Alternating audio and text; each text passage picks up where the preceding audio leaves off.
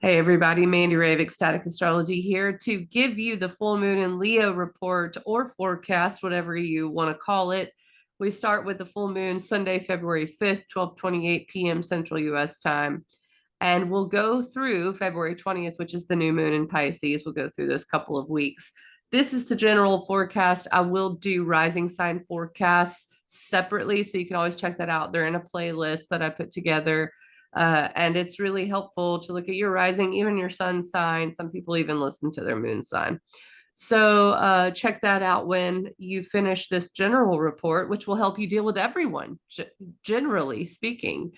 So, what is a full moon? It's a culmination, looks like a flashlight, right? The sun is shining all of its light onto the moon and it is fully illuminated. The moon is our emotions, the moon is our inner selves, it's the way we feel comfortable.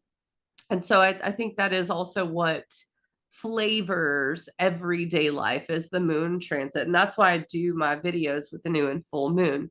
So, Leo is associated with creativity, inner child, play, joy. It is also children, if you have those in your sphere. Um, Purpose is another word you could associate with Leo. So the full moon in Leo is having that come up as the biggest theme in our lives, our creativity, being seen, feeling like we are in our purpose, we are heart centered, we're playful, we're joyful, creative. That is all the full moon in Leo. It's every full moon in Leo, really. But then if we look at the other things happening with this full moon, there's a square to Uranus. I'll go ahead and share what's going on so that you can see the chart. I'm not going to share it the whole time because it kind of overwhelms people sometimes. So this is the chart of the full moon from where I am, Birmingham, Alabama. And you can see here, there's the sun in Aquarius, and there is the moon in Leo at 16 degrees of each respective sign. They are exactly opposite each other. And then we have this, some would say pesky, some would say, welcome square to Uranus. And a square is a 90-degree angle in astrology, and it is tension. It requires action. So, what is Uranus? Uranus is freedom, it's change, it can be upheaval, it can be innovation, a sudden idea, it's generally a curveball. Or if we're kind of working with that energy, maybe we expect the change and we're driving the change, but it is a shifting thing. Now, in Taurus, that is our values, that is how we feel comfortable, that is what we want to spend our money on, what we find aesthetically pleasing. So all of that is under change, undergoing an innovation, undergoing sort of an upgrade is what Uranus can be. So if that is intention to the full moon in Leo, what could that mean? It could mean that something normally stable in our lives is changing. How do we deal with it? Do we deal with it creatively in a creative way? This could come in the form of, are we, having to figure out that we are having fun with different things now that our values have changed, now that the world has changed, now that maybe our financial situation has changed, or what we find comfortable has changed. Are we having to show that to people? Is that uncomfortable? Is this change in our lives making us feel a little disconcerted in our inner child selves, where we're just like, I just want to break free? So, yes, you can get a curveball during this full moon in Leo, but to me, it feels very freedom seeking. And also, it depends on what you do with the curveball. Do you pick it up and play with it, even if you miss it? That is really what this full moon wants from everyone. It wants us to imagine. Why do I say imagine? That is because Venus, which, by the way, is in a really wonderful sign. Venus is what is known as exalted in Pisces. It really enjoys being in Pisces. Pisces is imagination, it's intuition, mysticism, and that is applying to a sextile with Uranus. And that will continue in the few days after the full moon. But this applying sextile, I do believe, encourages us to look into our mystic selves, to tap into imagination. But let's not forget that the new moon was in Aquarius, and that is the seed that is sprouting at this full moon. Aquarius is how we work together. And what I love about that is the fact that the Sabian symbol, and I'll stop sharing this now so we don't overwhelm everyone. The Sabian symbol, and some people may like to see it, but I just have to balance that, for this degree of the full moon, which, by the way, Sabian symbols are word pictures, let's put it that way, for every degree of the zodiac. And they were, you could say, come up with, you could say downloaded, you could say channeled, whatever you want to say, by, I mean, there are plenty of these exist in astrology. There are different systems for describing degrees and what they mean. I do like the Sabian system, which is Dane Rudyard. So Leo 17, you always read for you round up for the next degree, is a volunteer church choir singing religious hymns. The keynote is the feeling of togetherness which unites men and women in their dedication to a collective ideal. So another part of this Sabian symbol reads, the existence of a volunteer church choir implies a rather steady phase of culture and society. What is sung reflects the special way in which a particular community of human beings interprets the deepest realities of human existence, and man's longing for an ideal. The symbol expresses the idealized aspect of togetherness. What I do love about that is that it kind of brings in the fact that Saturn is an Aquarius, and Saturn is ultimately ruling this full moon. Let me bring the chart back up one more time so I can show you why. So full moon's in Leo. Leo is ruled by the sun. The sun is in Aquarius. Aquarius is ruled by Saturn, which is also in Aquarius, its home sign. So everything answers to Aquarius at this full moon, at least where the sun and moon are concerned. And even Mars and Gemini answers to Mercury and Capricorn. Mercury and Capricorn is ruled by Saturn and Aquarius. We could go on and on. Venus is ruled by Jupiter right now. Jupiter in Aries is ruled by Mars, which all ultimately answers to Saturn and Aquarius. Saturn is mastery. It is building, it's foundation, it's the rules, it's the structure. And in Aquarius, that is what is good for the whole. Also, Aquarius's goals, networking, where do we want to be in the future? And I think this full moon is like, where I want to be in the future is in my joy, in my purpose, for sure. That's the Leo part. And free and also comfortable with the change and really doing what I want to be doing. And I think that we have come to this over the last 6 years with Saturn in its own home sign. It was in Capricorn for 3 and then Aquarius for 3. And there has been this slow building of how do I want to structure my life? And then also looking, as Saturn's been in Aquarius, at each other in society and going, wait a minute, we have to work together. We have to innovate these structures. We have to redo our transportation system. We have to, et cetera, et cetera. So you can take that back to your own lives and go, where do I want to be? How do I want to innovate these structures? What are my boundaries?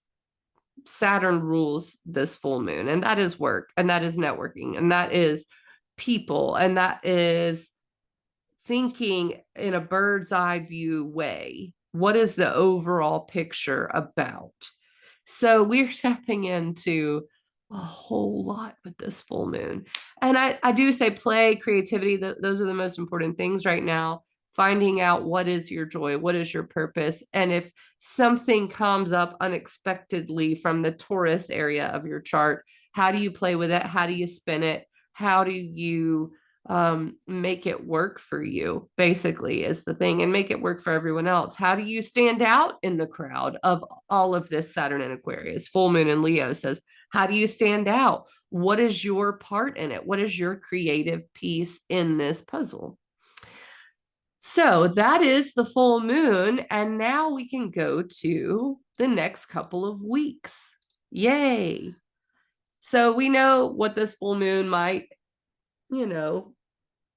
propose to us, which is a change, maybe a tricky moment in our reality, maybe a realization that we like things that we didn't realize we liked, or things that are used to be not fun for us are actually fun for us now. Whatever the case may be, we keep moving, things keep turning. I'm going to pull up my notes now because I wrote some pretty good notes for what's going on in the next few days. As Monday, so we're coming down from the full moon, February 6th, the moon goes into Virgo. Let's see what time that is. That is around.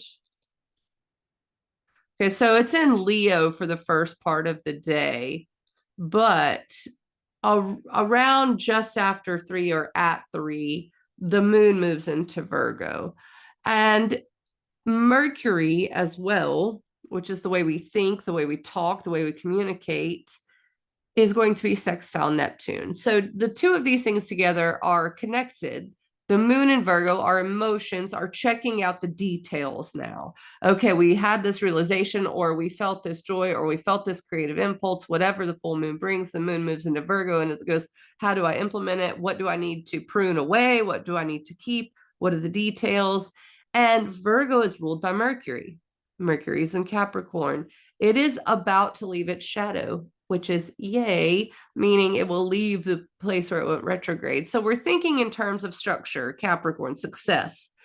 And then we can also look at the sextile of Mercury to Neptune, which is imagination, it's spirituality. And so we can almost say, okay, this is how we bring this into reality. It's a very nice kind of imaginative day, Monday, where we, keep dreaming about what we're going to do and how we're going to do it and how we're going to make all the things that we want to work out for us work out for us. Tuesday, February 7th, Venus sextiles Uranus. Exactly. So this is part of the thing that was sort of active during the full moon. It was applying. It was very close to a sextile, but that keeps moving. February 7th, during the morning, the moon's in Virgo, kind of just truck it along. Not much is going on. Noontime, the moon starts to get to where it opposes Venus, which is what I love. Moon opposite Venus, I think that's a really nice transit. But at the same time, we have to remember the moon squares Mars for a moment. So February 7th, Tuesday, could be a little frustrating to begin with, especially, I mean, of course, I'm giving you central time times, but around 1:28 p.m., the moon squares Mars exactly. That could be a heightened, maybe frustrating moment, but good thing it's brief. And then the moon moves on to oppose Venus later. Now, this is what's known as a good transit, moon opposite Venus. Now, oppositions aren't always comfortable. I do have to say that. But Venus brings gifts no matter what. And I think in this case, we get the details and the imagination at the same time. Now, here's the other cool thing. And this happens evening time, Tuesday, February 7th.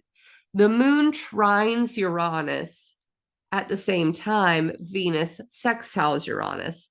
And in fact, what do my notes say? They say a time. It's like at 10 p.m. this happens. And it's almost as if we tune into exactly what's changing and exactly how to use it. I love Tuesday, February 7th for insight, for intuition, for organization, for figuring out, okay, this is where I want to be and this is what I want to do. Despite that small hiccup with the moon square Mars earlier in the day. Okay, let's move on. Let's see. Is there anything else I missed about February 7th? No. Wednesday, February 8th, the moon opposes Neptune. Wednesday's kind of a quieter day, and I think that's nice. I mean, on the heels of this maybe heightened energy day with the moon opposite Venus, trine Uranus, Venus sextile Uranus, that can be ideas and our minds could be going pretty hardcore. The moon on Wednesday will oppose Neptune and then trine Mercury. Okay, so this is more tapping into our intuition and imagination. The moon opposite Neptune, though, moon in Virgo, Neptune in Pisces, can be a little bit of a lack of clarity. But the good thing is Mercury's there to pick up the slack as we move on during the day. So Wednesday, I mean, it's not exactly totally quiet, but it does have this kind of lower key, maybe dreamier quality until we get to nighttime when the moon trines Mercury. And then we may have like, this is the way I need to do it. All right, so we get to February 9th. And this is quite a full day. So enjoy Wednesday, February 8th, because Thursday, February 9th, we get some more action. The moon moves into Libra. And that's actually while most of us are still sleeping. I think that happens around 3-ish a.m. in the central US. So it's going to be pretty early for most of the US. Almost immediately, it begins to do things, the moon in Libra. It's applying to an opposition with Jupiter. But first, to begin with, it opposes Vesta, which is an asteroid. Vesta is where we keep the fires burning. Vesta is in Aries, which is our autonomy, independence, our ourselves as an ego based human, which is actually like survival. So the moon immediately does that. We're sleeping, probably won't be a big deal. Asteroids sometimes aren't, sometimes they are. A lot of people feel like asteroids matter. But as we get into the day, the moon starts to oppose Jupiter. That's big emotion. When the moon's in Libra, which is balance and fairness, and Jupiter is in Aries, which is self and independence and let's move, let's get going. You may have some things to juggle, especially with regards to relationships with people, depending on where Aries and Libra are in your chart. It really perfects at dinner time, but I'd say by noon, it's definitely starting to be active, if not just a little bit before that. It's not a bad transit. It's good. I mean, moon opposing Jupiter. Jupiter is also a benefic, just like Venus is. So it's not totally bad. But as we get to nighttime, the moon will trine Mars and oppose Chiron because Mars is in an opportunistic sextile to Chiron. Let me explain this. This is Friday, February 10th, Thursday, February 9th, kind of nighttime into overnight. So let me just say that there may be a little restlessness Thursday night as the moon's applying to a trine with Mars. It's action, it's very airy, it's a lot of thoughts. So you may do well to ground yourself during this time. But just before, I think, well, actually, it is after midnight. So into Friday, the moon starts to trine Mars and oppose Chiron. A lot of times, Chiron can bring up a sensitive point in our lives. We'll be sleeping, probably not a big deal, but I would watch for dreams. I would watch for restless sleep. And it is the moon, so it's brief. So that's good. Is there anything else on February 9th? Let me just make sure. Oh, of course, I can't forget Thursday, February 9th. And this is also active Friday, February 10th. So I'm going to say both of these things. Mercury is applying to a conjunction with Pluto. So endings, we're done with this. Mercury, Pluto is empowerment or disempowerment. But Pluto's been on a long journey through Capricorn. So this point is like, no, I'm not taking it anymore. And that could also be why we have some restless sleep. There may be a situation in which we want to end or a situation in which we need to speak up for ourselves. And we know that. And there's some cyclical thoughts going on there. So that's something to note. And that's active as well into Friday, February 10th. That exact conjunction is, it looks like about 10:30 a.m. Central. So, I mean, yeah, I would say all of February 10th is going to be the Mercury Pluto conjunction as well. That's not going to be just a quick transit. It'll probably be about 2 days, Thursday, the 9th, and Friday, February 10th. And keep in mind, this may cause us to have to speak up for ourselves, cause us to set some boundaries. This is really, we're starting to get to the end of Pluto's transit through Capricorn. It will retrograde a couple of times. I think the final time is 2024. But this is really a place we have not been since the American Revolution. Pluto in Capricorn at 28 degrees. So you're talking a long time. And this Mercury conjunction to Pluto, I think any conjunction to Pluto as we're at these later degrees will make a big difference in our lives and the structure of our lives and the foundation, even the government. Mercury is commerce, by the way, Pluto in Capricorn, which is government. There may be some things around commerce, around government, around laws around this time. So just keep that in mind. The moon will trine the sun on Friday, February 10th. This makes Venus the ruler of the moon. I do like this. I think it's a good day after the Mercury-Pluto conjunction, maybe on the 10th. So maybe the nighttime won't be so fraught. Let's hope. So going into Saturday, February 11th, and this is exactly what I was talking about. Pluto at the very last degrees. Wow, I can't believe this. Mercury hits Pluto. We make this final declaration of independence. Let's put it that way. I mean, whoa, what a brilliant way to put this Mercury-Pluto conjunction. And then February 11th, Saturday, at like what time? Oh, it's like 11:30 a.m. Pluto hits the 29th degree of Capricorn.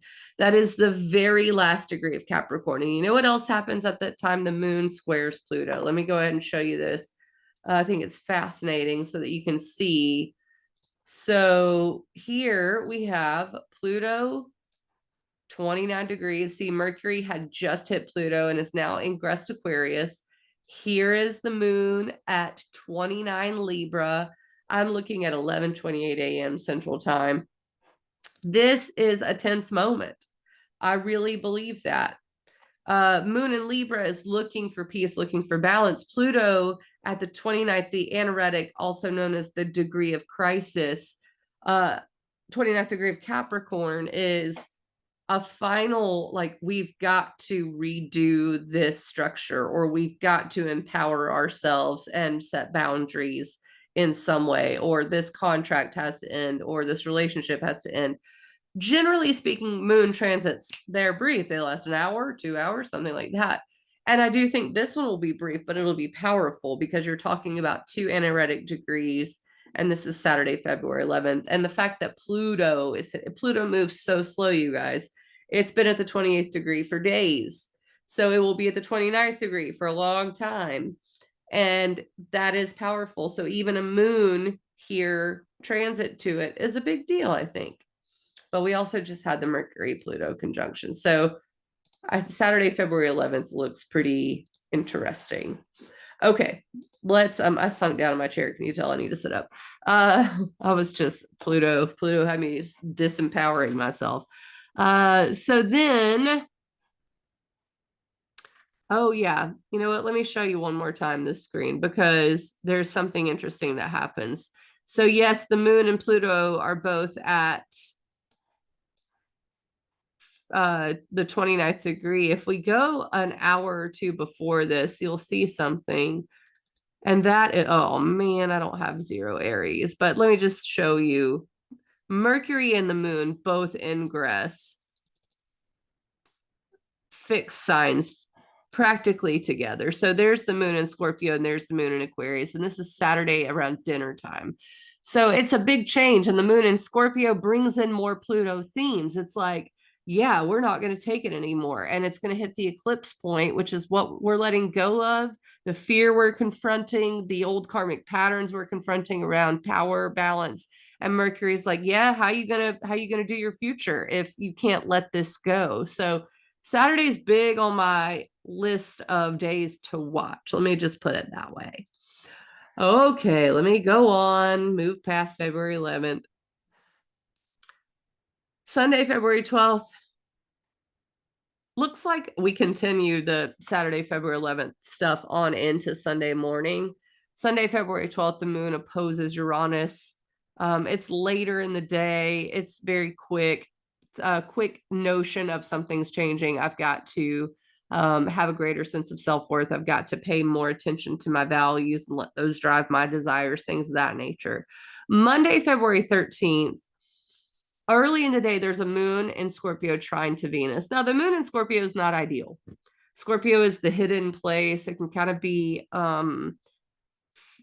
emotions that we hold on to sometimes. Scorpio is power, though.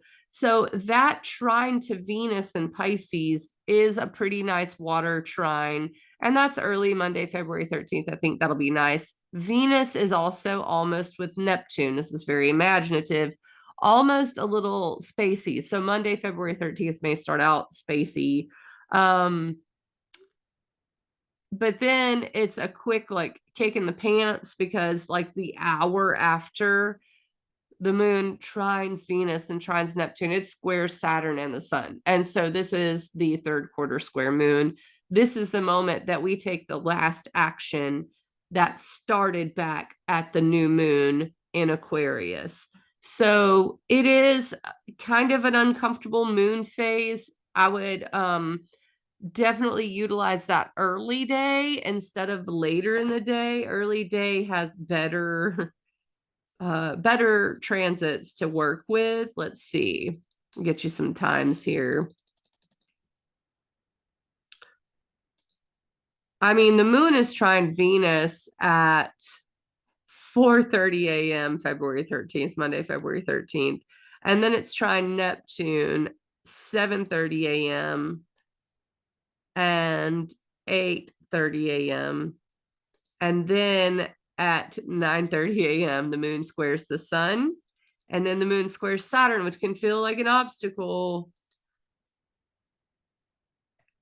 around 3 p.m. So what you have is a much better early morning, early, like if you want to get started and have it be feel good, maybe getting up early. Otherwise, sleep in and just, that day may be a little interesting. I'll just say that much. Is there anything else I need to say about that date? It just looks a little stressful Monday, February 13th. And so, what's the next day? Well, we got Valentine's Day, right? So the moon moves into Sagittarius Monday night. That's a reprieve. Okay, so let's say by 8 p.m., around that time, 7:30, 8 p.m. I'm not getting the exact moment, but the moon will ingress Sagittarius, which is Jupiter ruled, and that'll be much nicer. It'll sextile Mercury that night. So I think Monday night we get a little bit of a letting off of the pressure. So that's good.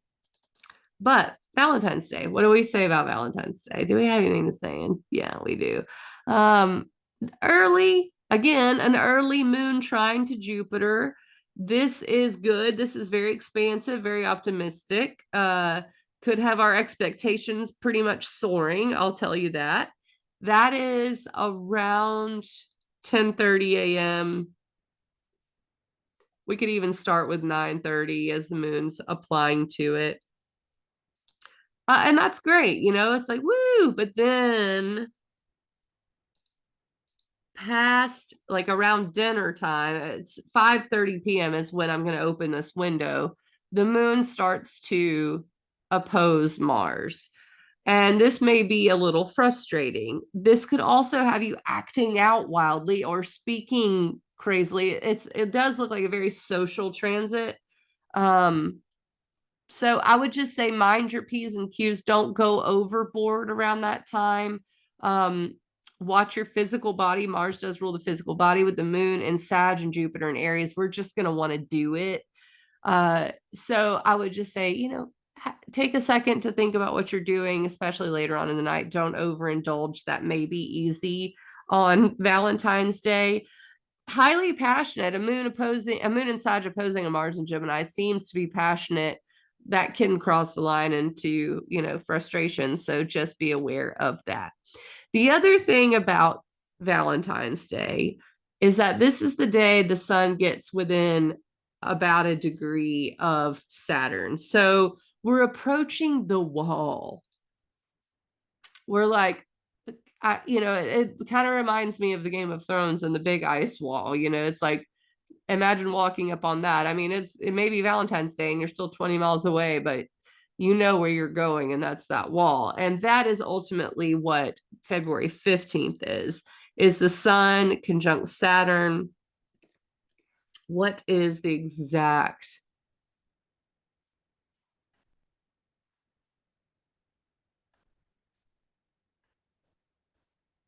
Okay, so yeah, definitely. I put 2 days in my notes. Um, like it's going to be active for 2 days, and that makes sense. I'll show you very quickly. So here we are. This is around lunchtime on Wednesday, February 15th. And what we've got here is the sun and Saturn. They're within a degree of each other. And this is a moment of commitment. And not just me, other astrologers, I usually call this the real new year. I know S.J. Anderson referred to this as the real new year as well. And yes, I totally agree. And it seems that way, especially since Saturn's been in Aquarius and Capricorn, which is the turn of the year. So the sun passing Saturn is always going to feel like, okay, we are now springing from this foundation. It felt like an obstacle until you move past it, and then it becomes a foundation. That's just the way it works. So that's very active Wednesday, February 15th. It could feel like pressure. It could feel like responsibility. The other thing that's active that could be tense is Mercury squaring the eclipse points, the nodes. This actually does tune us into changes we might want to make in order to get to the North Node in Taurus, which I think is a new sense of self-worth and a change of values, maybe more money. I mean, Taurus is money, more comfort, all of that good Taurus stuff. But this Mercury square is like, yeah, but have you thought about this first? Are you thinking about this with regards to the future? So it's looking like, February 14th, moving into February 15th, we start to get pretty tense. The only I would say Valentine's Day's other reprieve that's good is going to be Venus conjunct Neptune. As you can see, I'm going to go back a few hours. Oh yeah, let me set this to 0 Aries because this is really annoying me. This is like, come on, Manzi. 0 Aries, calculate. Thank you. Okay. So now I can draw a circle and it won't move. It shouldn't move. Saturn, Sun, but Venus, Neptune. Okay. So if I go back a couple of hours, is what I was going to say. You can see now we've got 6:30 p.m. February 14th. Venus is pretty close to being conjunct Neptune, and the sun is pretty close to being conjunct Saturn. So you've got two things happening simultaneously. You've got the wall, you've got the obstacle, you've got the responsibility, the heaviness that you're contending with. What am I doing in the future? But you also have the gift of intuition, imagination, pulling ideas from the ether, the muses coming out and saying, here you go, here's an idea. So there are good and then there are heavy things about Valentine's Tuesday, February 14th, and Wednesday, February 15th, as well as the Mercury square to the eclipse points. Don't forget that little tidbit there. And there we go. The other interesting thing is as we go into February 15th, the moon will begin to square Venus and Neptune. So don't get lost in escapism as we come into February 15th, Wednesday morning. That could be a time of just spaciness. And I mean, who wouldn't want to check out with the sun conjunct Saturn and Mercury square the nodes? So, I mean, that may be what happens to some of us. We're just like, I can't deal with it. I can't handle it. Let me just go in my hidey hole, or let me just take a trip, or whatever the case may be. Let me just go get out in the woods. It could feel like that. Like I'm an optimistic astrologer, but this is going to be one of those turning point days. There's no way around that. Let me look at my notes again. Okay, yeah. So as we get into the later degrees of Sag here, the moon will then move into Capricorn. Okay, more heaviness. The moon doesn't really like to be in Capricorn. That's afternoon, Thursday, February. Oh no, that's midnight, Thursday, February 16th. So overnight, we've got the sun hitting Saturn, the moon moving into Capricorn, which makes Saturn the ruler. Got some, I mean, Thursday, February 16th may also end up being a little bit heavy. I think that's the best way to put it. And also very serious, very future goal oriented. And I think that's good. So the Cazimi, which is what a sun conjunction to a planet is called, it means in the heart of the sun. A Cazimi can be looked at as a message from the king. That is how it's been described. And the sun conjunct Saturn does have, I mean, that quality about it. That starts 3:30 a.m. on Thursday, February 16th, and it ends at 6:30 p.m. On Thursday, February 16th. And why do I say that? You have to count up the minutes. It's within 17 arc minutes of Saturn. So overnight, there could be some, realizations. And then, let's see, hold on, that can't be right. 3:30 a.m. It may end at 6:30 a.m. I don't know if I should have said p.m. Sorry, you guys. 6:30 a.m. I'm so sorry.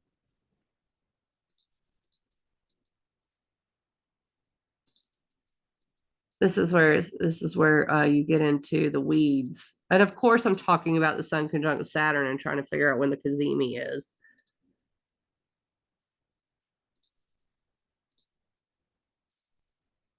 Gosh, you guys, it's like 17 arc minutes. I have to really look at it. I guess my notes are wrong because the exact conjunction's at 10:30 a.m. So it has to be 3:30 a.m. to, and I wouldn't tell you this if I didn't think it was important. I wouldn't be spending this time. It shouldn't have been. It is 6:30 p.m. Okay. I was right. I wanted to double check. Okay, so 3:30 a.m. to 6:30 p.m. I guess. Yes. Okay, that's my final answer. Forgive that pause. I'm not going to edit it out. That's just, my way of looking at it. Okay, so Thursday, February 16th, 15th, 14th, 15th, 16th, big days, big turning points, moving past obstacles, also having the gift of imagination with Venus, Neptune. I like that. So, but they're just big days to put on our calendar. This is really the turning point. You guys, things are going to get so much better. They're going to feel so much better just in a short amount of time. And this is a piece of that puzzle. When the sun passes Saturn, it's like party time. And I'm very excited about that. So forgive me for spending so much time on the Kazemi, but that was important to me. What is this message from the sun that Saturn is getting, this future goal, where we're headed? We get a yes, this is it. And this is the message, and then we get released to move forward with it and to start a new cycle with the sun and Saturn. So yeah, that's why I spent so much time on it. Okay. So yeah, something to note, the moon squared Jupiter around this time. Big feelings about it. Big feelings about it. And how do we want to move and go about it? That's a big deal on Thursday, February 16th. So the moon will try and Saturn around midnight. That's again a brief thing. So let's look at February 17th, which is Friday. The moon sextiles Venus and Neptune at about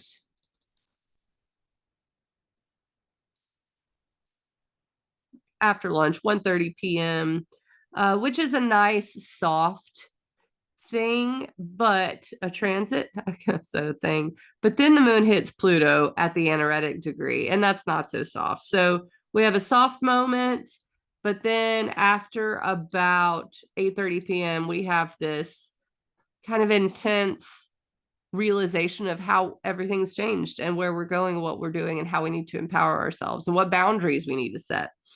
Um, Mercury is sextile Jupiter, and that is really nice Friday, February 17th. I think we can get some real insight into where we're being supported. That's Jupiter, where we need to go, Aries. I think that's really great. So tune into that. Starts around 12:30 p.m. as well. So we've got a special kind of imaginative, but decisive Friday, February 17th. So like it. Saturday, February 18th, moon's in Aquarius. Um, it's kind of just applying to Mercury, applying to a sextile with Jupiter. I mean, early in the day, I think it's gonna be kind of quiet. Maybe as we get toward the evening, gets more busy with a hit to Mercury, and our minds and our emotions are in sync, and we've got our eyes on the prize, the bird's eye view. And then the moon's also sextile Jupiter, which is a very opportunistic thing. Saturday, February 18th. This is pretty good astrology, actually. I think this is really nice. So there's not much bad about Saturday, February 18th. Especially after a Cazimi there with the Sun Saturn. There's definitely a realization. And then, 5:30, the sun's in Pisces, and everything is magical and different. Isn't that how it all works? All of a sudden it changes. I think that's probably the biggest thing we got going for us. Saturday, the sun moving into Pisces. Um, let's see. Sunday, we're almost to the new moon. I'm just looking. Sunday, we've got, this is Sunday, February 19th. the moon at the late degrees of Aquarius. So we'll have another wall moment as the moon, our emotions. It's almost like, okay, you committed to your purpose, but now it's time to emotionally commit to your future goals. And that's Sunday, February 19th, later in the day, especially around dinner time. There is a brief moon trine to Mars. It's overnight, actually. So, I mean, it's not a big deal. Moon, Saturn, and then voila, new moon in Pisces, heralding the arrival of Saturn very soon. Oh my gosh, I'm so excited. We're about to dig into the juicy 2023, nice, cool, exciting astrology. Saturn's about to leave Aquarius. It's been in its own home sign for like 6 years, you guys. Saturn's been the hammer. And that's why I hammered the Sun conjunction to Saturn in on this video, because it's like that's a big deal. This is the last time the Sun will hit Saturn in like 30 years. The next time it happens is when Saturn comes back to, it's probably actually like 26 or something, when the sun hits Saturn hits Capricorn again. So it's quite a long time. And this is quite a big deal with the sun conjoining Saturn.